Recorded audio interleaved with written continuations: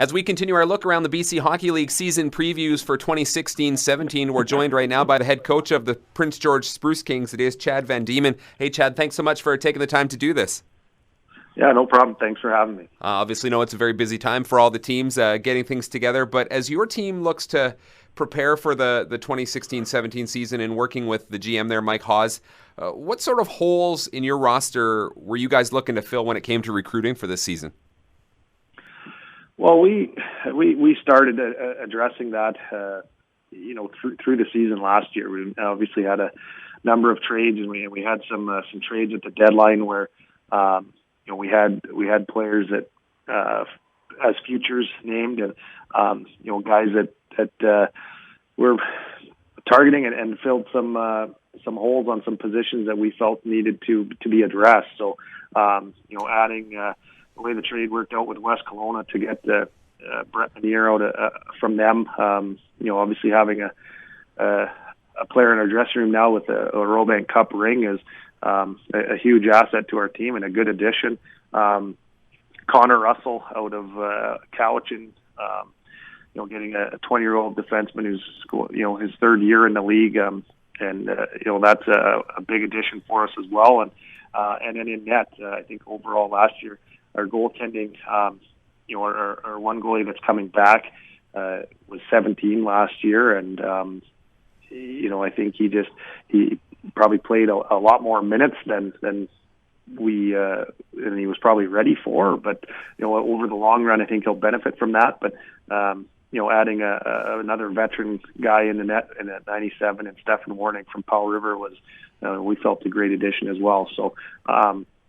The recruiting, we went through the off season and looked at, players that were eligible to come back who, we were able to see a lot as the season went on last year with, what we had coming back. And, we did make a lot of moves. There's a lot of new faces, but, I think we've improved significantly at every position. So, when you have a season like we had last year, more change was needed, and, I think we did a good job of addressing that, and we really like our group up here moving forward. Well, I was going to ask you about that. I mean, obviously at this level, there's a lot of turnover regardless of what type of season your team may have. But for you guys not making the playoffs for the first time since the 2010-11 season, did that maybe accelerate things a little bit more? And the fact that you recognized as an organization that things had to change in terms of the makeup of your players? Yeah, I think we learned a lot. As a staff, we learned a lot about ourselves as well, and about our players. You learn a lot when you're going through some tough times, and no one wants to repeat what we went through last year. Our staff definitely doesn't. Our players don't, and we took a lot of information in from the last half of our year last year, and decided who we wanted to be a part of this moving forward. And that gave us a pretty clear picture as to, the players we wanted to recruit and bring in for this upcoming season. So, we have a style of play that we want to play, and we need to fill the roster with players that we feel can play that. And I think we've done that. Like I say, we really like our group. Up front, we should be we're a very fast group now, which last year we weren't. We really feel we needed to upgrade there, and I think just overall our team speed is a heck of a lot better, which needed to be done when we're trying in our division to hunt down teams like Wenatchee and Chilliwack and Langley. We've got to be able to play at pace, and I think our group this year is definitely more capable of that. Was there something that you as a coach and or Mike as GM or the organization overall that was able to sort of look at last year and say, maybe we need to change our style, or maybe we need to change a philosophy here and there? Did that happen at any point? Did you feel like there was some sort of revisiting that had to happen?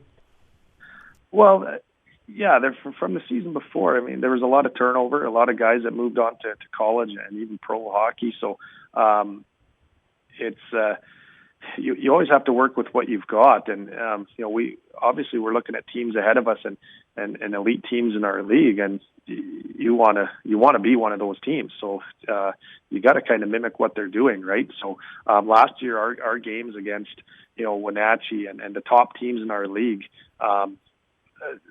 Penticton, West Kelowna, and Nanaimo, Powell River, Wenatchee, and Chilliwack, I think we had one win all season against those teams. So, we definitely had to look at our roster and look at the way we're doing things and make some changes. So, and changes, in our league with the amount of cards you have, it doesn't happen overnight. It takes some time, and we definitely went through a very frustrating season last year, and hopefully it's we're better for it in the long run. So I think the amount of ice time that some of our young guys got through the year last year is just going to benefit them for this year. And with the changes we made, I think sometimes you have to go through a season like that to really almost hit rock bottom before you climb your way to the top. So we're hoping that's definitely behind us, and we're pretty excited to move forward here. Now, you touched on some of the players that you've acquired through future considerations or acquired late in the season last year. But on top of those guys, you've got a handful of returnees as well. Who are some of the players that are coming back that gained that valuable experience last year, maybe playing a little bit above their head, that you're expecting this season to have a significant impact on your club? Yeah. Like last year down the stretch, we got a lot of output from, Kyle Johnson's a name that comes to the top of my head. He committed to Yale here in the off season. He's got 2 more years at junior before he goes in there.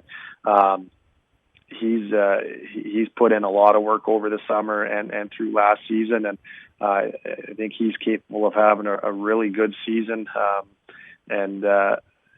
Just continuing to build on what he did last year. Tanner Campbell, who we got at the deadline last year in the West Kelowna trade, he had some really good numbers with us once he came over, and he's another guy, is a 19-year-old. I think he's got high expectations, and I think he's capable of being a pretty productive player in our league. Jared Hovde would be another one who had a bit of a slow start. We acquired him from Spruce Grove partway through the season last year, and he, at the end of the year, he was just a really reliable player. Played all situations, penalty kill, power play, had a hat trick in the last regular season game there last year. So Kevin Tilsley is another one who had a really good second half once he kind of settled into the league as a 17-year-old.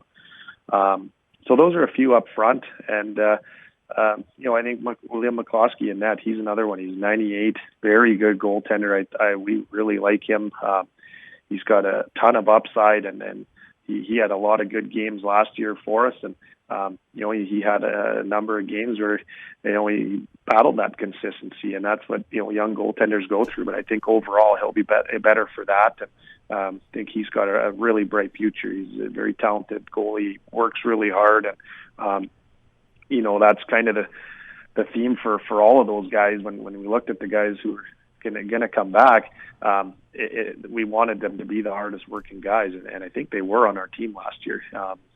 So that's a few of the guys. There's a couple more. I think Parker Colley had a really strong second half of the year, and he's another guy that could has the ability to have a good breakout season as well. Chad, one last thing before I let you go. What does it mean overall to be a player for the Prince George Spruce Kings?